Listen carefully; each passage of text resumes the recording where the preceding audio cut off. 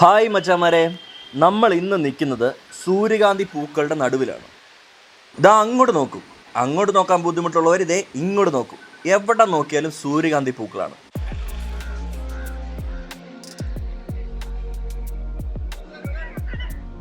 നമ്മൾ ഇന്ന് നിൽക്കുന്നത് നമ്മുടെ തമിഴ്നാട്ടിലെ തെങ്കാശി ജില്ലയിലെ സുന്ദരപാണ്ഡിപുരത്തിനടുത്ത് SV കര എന്ന സ്ഥലത്താണ് കേട്ടോ. ഇവിടുത്തെ ഒരു ഇടക്കാല കൃഷി മാത്രമാണ് സൂര്യകാന്തി. ഇവിടെ ഏക്കർ കണക്കിനോളം സൂര്യകാന്തി പൂ കൃഷി ചെയ്യുന്നുണ്ട്. വിത്ത് വിതച്ചു കഴിഞ്ഞാൽ 100 ദിവസത്തിനുള്ളിൽ നമുക്ക് ഇവിടുന്ന് വിളവെടുക്കാൻ സാധിക്കും കേട്ടോ. ജൂൺ, ജൂലൈ, സെപ്റ്റംബർ, ഒക്ടോബർ എന്നീ മാസങ്ങളാണ് സൂര്യകാന്തി കൃഷിക്കായി മെയിനായിട്ട് തിരഞ്ഞെടുക്കുന്ന സമയം.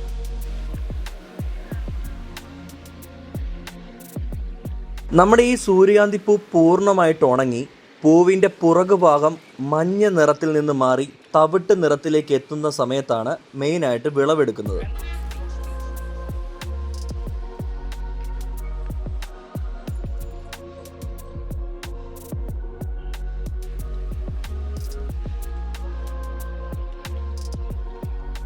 ഇവിടെ നിന്നുള്ള സൂര്യകാന്തി പൂ മെയിനായിട്ട് നമ്മുടെ സൺഫ്ലവർ ഓയിലില്ലേ, അതുണ്ടാക്കാൻ വേണ്ടിയാണ് ഉപയോഗിക്കുന്നത്. സൺഫ്ലവർ ഓയിൽ ഉണ്ടാക്കിയതിന് ശേഷം വരുന്ന പിണ്ണാക്ക് ഇവിടെ കന്നുകാലികൾക്ക് ഭക്ഷണമായിട്ട് ഉപയോഗിക്കുന്നു.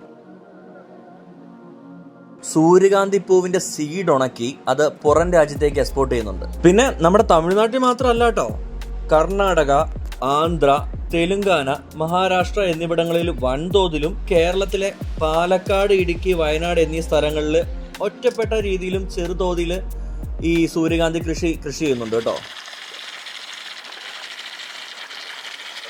പാകിയ വിത്ത് 7 ദിവസത്തിനുള്ളിൽ മുളയ്ക്കും. 20 മുതൽ 30 ദിവസം വരെ ആകുമ്പോഴത്തേക്കും അത് 2 അടി ഉയരം വരെ വെച്ചേക്കാം.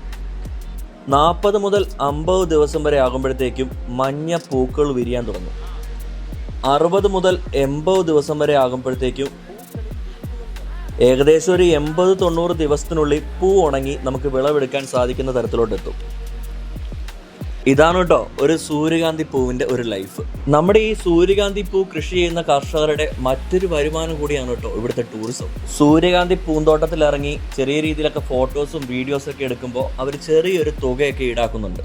അത് ഈടാക്കാൻ കാരണം വേറൊന്നുമല്ല കേട്ടോ, ഈ കൃഷിയുടെ ഓണർ നമ്മളോട് പറഞ്ഞനുസരിച്ച് തോട്ടത്തിനുള്ളിൽ മനുഷ്യന്റെ പ്രസൻസ് അധികമാകുമ്പോൾ സൂര്യകാന്തി പൂവിന്റെ വളർച്ച പതിയെ മുരടിക്കാൻ തുടങ്ങും. ഇതിന്റെ ഫലമായിട്ട് കർഷകർക്ക് അവരുടെ വിളവും കുറയും. ആ ഒരു നഷ്ടം നികത്താനാണ് ഈ ഒരു ചെറിയ രീതിയിൽ അവർ പൈസയൊക്കെ ഈടാക്കി അവരെ ഉള്ളിലോട്ട് കയറ്റിവിടുന്നത്. ഇവിടെ ഈ വ്ളോഗിലൂടെ തീർച്ചയായിട്ടും പറയണമെന്ന് എനിക്ക് തോന്നിയ ഒരു കാര്യം ഞാൻ എന്തായാലും പറയാം. മലയാളികളെ പറയിപ്പിക്കാൻ മലയാളികൾ തന്നെയുണ്ട്. എല്ലാവരും അല്ല കേട്ടോ, ചുരുക്കം ചില ആൾക്കാരുടെ കാര്യമാണ് ഞാൻ പറയുന്നത്. കേരളത്തിൽ നിന്ന് ടാക്സിയും പിടിച്ച് കാശും മുടക്കി സൂര്യകാന്തി പൂ കാണാൻ വേണ്ടി ഇവിടെ വരും. ഇവിടെ അന്നേരം ചെറിയ പൈസ കൊടുക്കാൻ ഒരു ബുദ്ധിമുട്ട്. ഇവിടെ കൃഷിക്കാരന്റെ കണ്ണ് വെട്ടുന്ന സമയം നോക്കി ചാടി ഇറങ്ങി ഓടിപ്പോയി ഒരു സെൽഫി ഒക്കെ എടുത്ത് നൈസായിട്ട് മുങ്ങുന്നു. ഇവിടുത്തെ മെയിൻ കഷ്ടമെന്ന് എനിക്ക് തോന്നിയത് 20 രൂപ കൊടുക്കത്തുമില്ല. ചിലരാണെ ആരും കാണാതെ പൂക്കൾ ഒടിച്ചോണ്ട് പോവുകയും ചെയ്യും.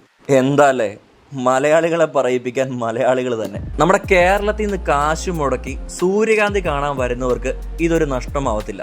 അത്ര നല്ല മനോഹരമായ വിഷ്വൽസ് ആണ് സൂര്യകാന്തി പൂ നമുക്ക് തരുന്നത്. ഇനിയിപ്പോ കേരളത്തിൽ നിന്ന് തെന്മല വഴിയാണ് വരുന്നതെങ്കിൽ തെന്മല ഡാം, കുറ്റാലം വാട്ടർഫാൾസ്, നമ്മുടെ അന്യൻ സിനിമയിലെ രണ്ടക പാട്ട് ഷൂട്ട് ചെയ്ത സുന്ദരപാണ്ഡിപുരം അഗ്രഹാരം, അന്യൻ മലൈ, തോരൻ മലൈ എന്നിങ്ങനെ നിരവധി സ്ഥലങ്ങൾ ഒരു 1 ഡേ ട്രിപ്പായിട്ട് നമുക്ക് ആസ്വദിക്കാൻ സാധിക്കും. ഇതൊരു പാക്കേജ് ആയിട്ട് നിങ്ങൾ ഇങ്ങോട്ട് വരാൻ ആഗ്രഹിക്കുന്നവരാണെങ്കിൽ എൻ്റെ ഒരു ഫ്രണ്ട് ഇവിടെയുണ്ട്. അവൻ്റെ നമ്പർ ഞാൻ താഴെ ഡിസ്ക്രിപ്ഷനിൽ കൊടുത്തേക്കാം. അപ്പോൾ വരാൻ താല്പര്യമുള്ളവരാണെങ്കിൽ അവനെ കോൺടാക്ട് ചെയ്താൽ മതി കേട്ടോ. അപ്പോൾ ഫ്രണ്ട്സ്, നമ്മുടെ ഇന്നത്തെ വ്ളോഗ് ഇവിടെ അവസാനിപ്പിക്കുകയാണ്.